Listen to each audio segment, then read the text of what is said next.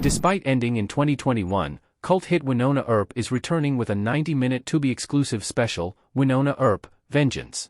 If Wynonna's, Melanie Scrofano, Purgatory Homecoming is a success, the supernatural western could even help make the case for the return of another queer supernatural series that ended a handful of years ago.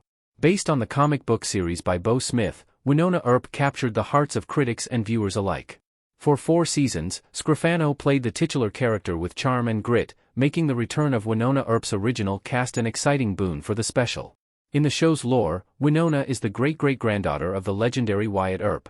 After returning to Purgatory, her dusty hometown in the Canadian Rockies, Wynonna uses Wyatt's magic gun, Peacemaker, to battle reincarnated outlaws and overcome her family's curse. Of course, Wynonna has some help when it comes to fending off the murderous revenants.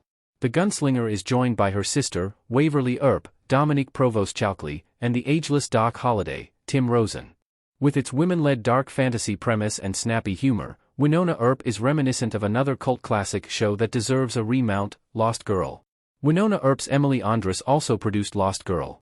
Interestingly, Wynonna Earp and Lost Girl share more than just a fondness for a strong woman lead and dark, fantastical elements.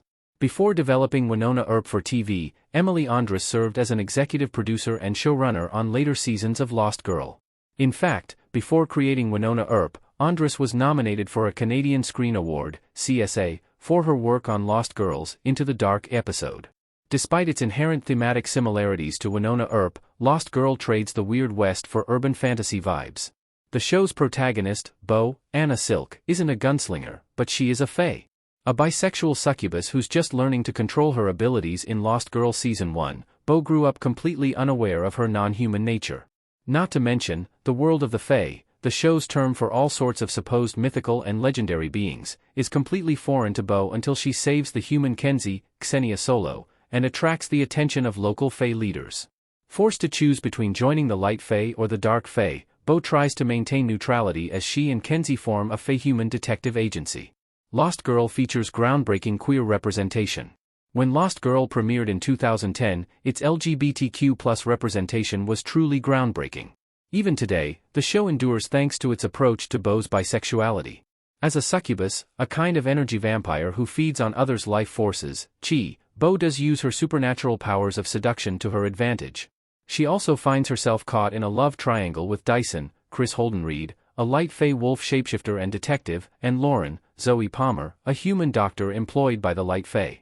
Beau isn't defined by her hypersexuality, but she does own that piece of herself without shame. Beau's agency helps the show's queer representation rise above harmful stereotypes or tropes. Moreover, the struggle the fae impose on Beau, that she must choose between siding with the light side or the dark faction, is an apt metaphor for many queer folks who feel as though they're straddling different identities or expectations. This deeper connection between Lost Girl's lead and its plot has helped the Buffy-esque series find such a passionate queer fanbase. While Lost Girl may not boast Wynonna Earp's strain of LGBTQ+ representation, it has cemented itself as one of TV's best queer series. Romantasy stories are having moment, especially with fae. Hale, K.C. Collins, and Kenzie, Xenia Solo, in Lost Girl. Notably, the fae in Lost Girl aren't just fairies. Instead, the term fae encompasses all sorts of mythical beings and identities.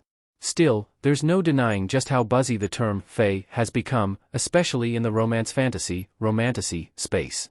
With A Court of Thorns and Roses, a Kotar, becoming the next vampire romance craze, it's safe to say that other supernatural beings are having a bit of a moment.